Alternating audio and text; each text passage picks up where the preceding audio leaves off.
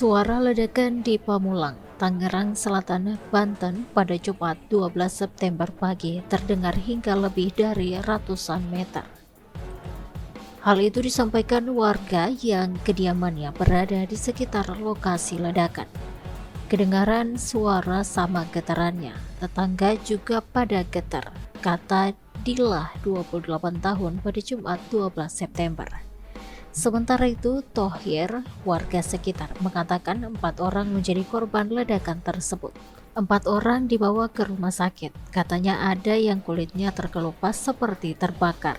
Ini saya mau ke rumah sakit, mau tahu kondisi tetangga saya, tambahnya. Saat ini kondisi di lokasi masih ramai jadi sorotan warga, namun belum didatangi pihak kepolisian. Thohir, warga sekitar, juga mengaku merasakan ledakan yang besar. Selain suaranya, getarannya pun terasa meski posisi rumahnya tepat sekitar 100 meter. Ledakannya sekali, tapi belum tahu penyebabnya apa, kata Thohir.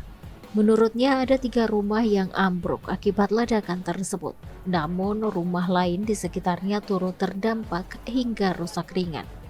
Yang ambruk parah itu 3 rumah, sekitarnya terdampak itu rumah deretan.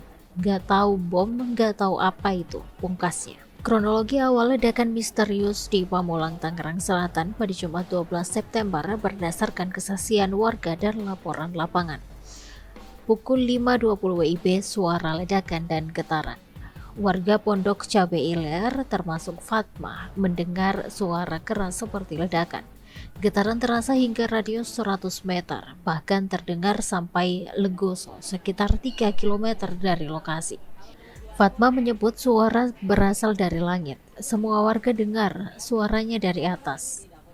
Pukul 9.00 WIB, warga masih berkumpul di lokasi. Belum ada keterangan resmi dari kepolisian. Sumber ledakan belum diketahui. Warga menduga bukan dari gas atau septic tank.